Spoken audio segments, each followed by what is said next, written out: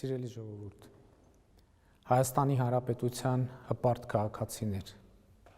Արցախի Հանրապետության հպարտ քաղաքացիներ,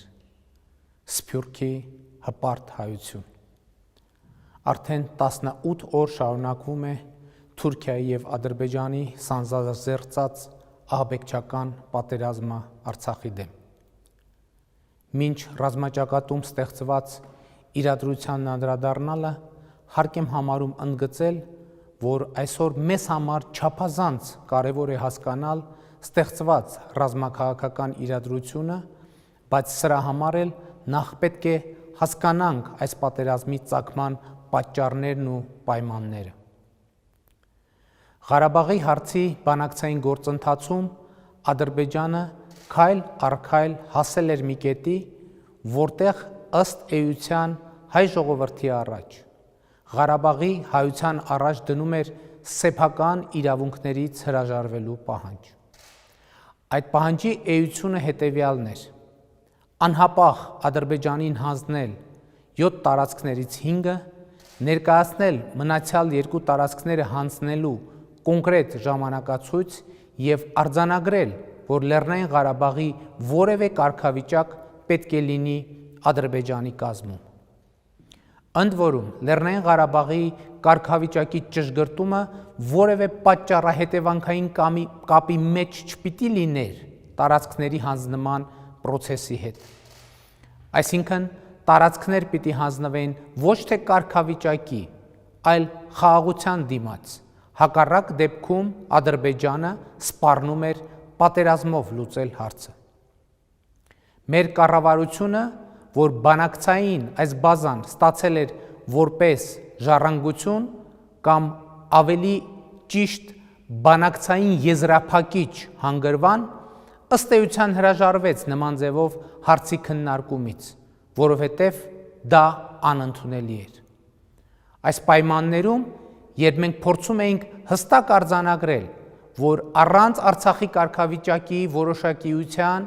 հարցի կարգավորումը հնարավոր չէ, Ադրբեջանը մերժում էր կարգավիճակի շուրջ որևէ լուրջ քննարկում, ըստ էության ասելով, որ միակ կարգավիճակը, որ կարող է ունենալ Արցախը, ինքնավար որևէ բան է Ադրբեջանի կազմում, և ըստ էության դրվում էր կառուցակարգերի հիմք, որով Ղարաբաղը պիտի ընդհանրապես հայաթափվեր։ Միևնույն ժամանակ Ադրբեջանը զարգացնում էր ռազմական հռետորաբանությունը և հայատյաց քարոզը։ Վերջին 2.5 տարվա ընթացքում մենք բարեփոխումներ և վերազինումներ իրականացրինք մեր բանակում, փորձելով իրական պայմաններ ստեղծել Ղարաբաղի հարցը չունի ռազմական լուծում կանխադրույթի համար։ 2020 թվականի հուլիսին տեղի ունեցած Տավուշյան հաղթական մարտերը ապացուցեց շատերի համար անսպասելին։ Ադրբեջանական բանակը ի վիճակի չէ ռազմական ճանապարհով լուծել Ղարաբաղի հարցը։ Այս արձանագրումը ցնցող նշանակություն ունեցավ ոչ միայն Ադրբեջանի, այլև բազմաթիվ այլ երկրների և առաջին հերթին Թուրքիայի համար։ Հուլիսյան մարտերից անմիջապես հետո սկսվեցին թուրք-ադրբեջանական աննախադեպ ծավալի զորավարժություններ։ Մեծաթիվ թուրքական զորախումբ և ռազմական տեխնիկա տեղափոխվեց Ադրբեջան։ Զորավարժությունների ընթացքում նրանք կրկին համոզվեցին, որ Ադրբեջանի բանակը ի վիճակի չէ մոտ ապագայում կոնկրետ խնդիրներ լուծել,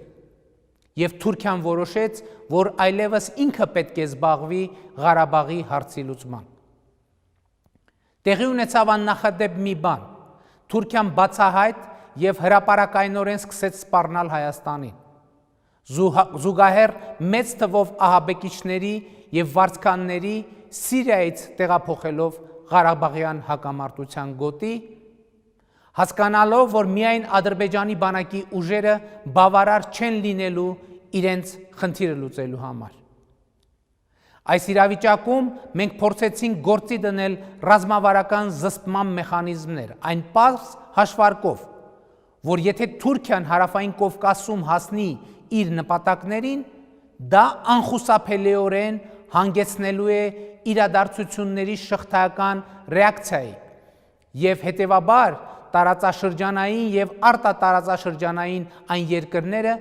որոնք անխուսափելիորեն դառնալու են այդ ապակայունացման օբյեկտ, պետք է ռազմավարական զսպման գործողություններ ձեռնարկեն։ Այս փուլում սակայն արձանագրվեց մի տարօրինակ հանգամանք։ Ռազմավարական զսպման հնարավորություն ունեցող մի շարք երկրներ պատշաճ չգնահատեցին վտանգը, հարցը շարունակելով դիտել միայն Ղարաբաղի հակամարտության համատեքստում եւ ըստ էության համարելով, որ տարածքներ խաղաղության դիմաց բանաձևն է, որ կարող է փրկել իրադրությունը։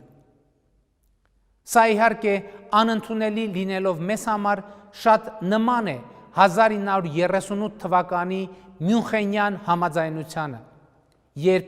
իբր հանուն խաղաղության եվրոպական մի շարք տերություններ Գերմանիային զիջեցին Չեխոսլովակիան։ Իսկ թե ինչ եղավ հետո, գիտեք բոլորդ։ Եվ հիմա հարցը հետևյալն է. արդյոք աշխարհը թույլ է տալու մի նոր Հիտլերի ձևավորումը այս անգամ փոքր Ասիայում։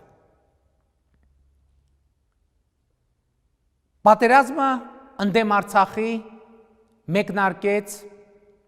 մեզ համար ոչ անսպասելի կերպով։ Մենք գիտեինք եւ սպասում էինք, հարցն այն էր, թե կոնկրետ որ ժամին եւ որտեղից կհարձակվի թշնամին։ Արցախի պաշտպանության բանակը իսկապես առաջին վայրկյաններից հերոսական կռիվ է տալիս։ Թուրք-ադրբեջանա-ահաբեկչական վարձկանների դաշինքը ձեռնարկեց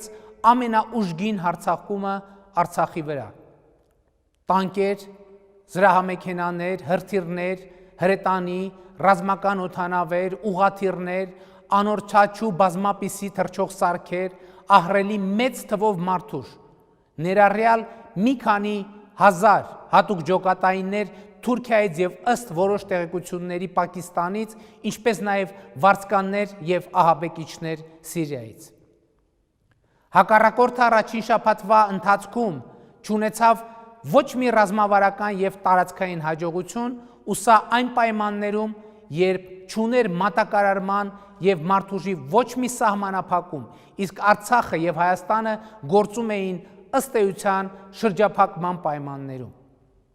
Այս ընթացքում հակառակորդը հսկայական քանակի զինտեխնիկա կորցրեց, մեծ թվով զոհեր տվեց, բայց այդ զոհերի մի մասը վարձկան ահաբեկիչներ էին, ինչը ամենևին ծանր չէին տանում Ադրբեջանում։ Մինչդեռ մեր ամեն կաթիլ արյունը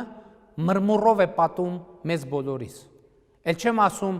այդ ահռելի թվով զոհերը, որ արդեն իսկ ունենք այս պահին։ Հետակա կորուստները կանխելուն էր ուղղված նախորդ ուրբաթ Մոսկվայում ընդունված հայտարարությունը եւ այդ process-ին մեր մասնակցությունը, որը նախատեսում էր հումանիտար հրադադար, դիակների, գերիների եւ պահվող անձանց ամբողջական փոխանակում, վերադարձ բանակցությունների ԵԱՀԿ Մինսկի խմբի համանախագահության ձևաչափում, հարցը շուտապույտ ձևով կարգավորելու տրամաբանությամբ։ Ադրբեջանը սակայն ըստ էության ոչ մի վայրկյան հավատարիմ չմնաց հրադադարի պայմանավորվածությանը եւ մինչեւ այժմ էլ շարունակում է հարձակումները, միևնույն ժամանակ խոչընդոտելով հրադադարի պահպանման մոնիտորինգի մեխանիզմի ձևավորմանը։ Սա նշանակում է, որ Ադրբեջանը շարունակում է հավատարիմ մնալ ի սկզբանե իր հայտարարած քաղաքական գծին եւ Լեռնային Ղարաբաղի ամբողջական օկուպացիայի խնդիր է դրել իր առաջ։ Այս պայդրությամբ սակայն կարող ենք արձանագրել մի բան. Թուրք-ադրբեջանա-ահաբեկչական նախնական պլանը բլիցկրիգով գրավել Լեռնային Ղարաբաղը եւ հարակից տարածքները ձախողվել է մեր բանակի հերոսական գեներալների, սպաների, ենթասպաների, սերժանտների, զինվորների, կամավորների, աշխարհազորայինների, մեր պետական կառավարման համակարգի, Արցախի եւ Հայաստանի Հանրապետության ղեկավարների, կառավարությունների, ազգային ժողովների, տեղական ինքնակառավարման եւ պետական մարմինների համատեղ աշխատանքի շնորհիվ եւ ջանքերով։ Այս ընթացքում սակայն մենք ունեցել ենք բազմաթիվ կորուստներ։ Այս պահին մեր զոհերի թիվը շատ մեծ է եւ ես սգում եմ մեր քաջարի նահատակների համար, ովքեր իրենց կյանքով պաշտպանեցին հայրենիքը, սեփական ժողովրդի ապրելու իրավունքը, պաշտպանեցին մեր ինքնությունը, արժանապատվությունն ու ապագան։ Եվ ես խոնարհվում եմ մեր բոլոր զոհերի, նահատակների, նրանց ընտանիքների, նրանց ծնողների եւ հատկապես մայրերի առաջ։ Եվ նրանց կորուստը համարում եմ իմ կորուստը, իմ անձնական կորուստը, իմ ընտանիքի կորուստը։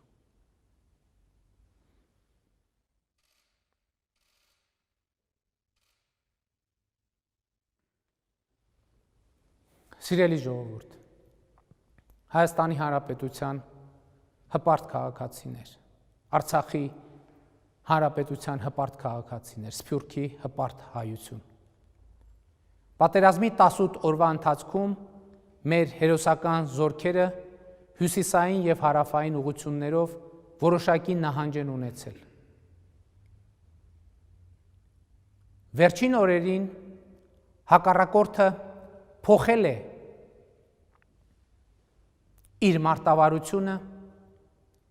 դիվերսիոն խմբերով փորձելով խառնաշփոթ սկսել թիկունքում։ Այսուհանդերձ Արցախի պաշտպանության բանակը ծանր մարտերով, մարդուժի եւ տեխնիկայի կորուստներ կրելով վերահսկողության տակ է պահում ընդհանուր վիճակը հակառակորդին պատճառելով մեծաթիվ կորուստներ մարդուժի եւ զինված տեխնիկայի։ Բայց բոլորս պետք է իմանանք, որ ստեղծվել է բավականին ծանր իրադրություն։ Այս արձանագրումը սակայն չեմ անում հուսահատության կամ անելանելիության բերումով։ Այս տեղեկությունները փոխանցում եմ, որովհետև պարտավորություն ունեմ ճշմարտության լեզվով խոսելու մեր ժողովրդի հետ, ի տարբերություն Ադրբեջանի, որ սեփական ժողովրդից թաքցնում է հազարավոր զոհերը եւ մեր հաշվարկներով ավելի քան 1 միլիարդ դոլարի զինտեխնիկայի կորուստը։ Բայց այսօրվա իմ ուղերձի հիմնական նպատակը մեր անելիքի ու ռազմավարության մասին խոսելն է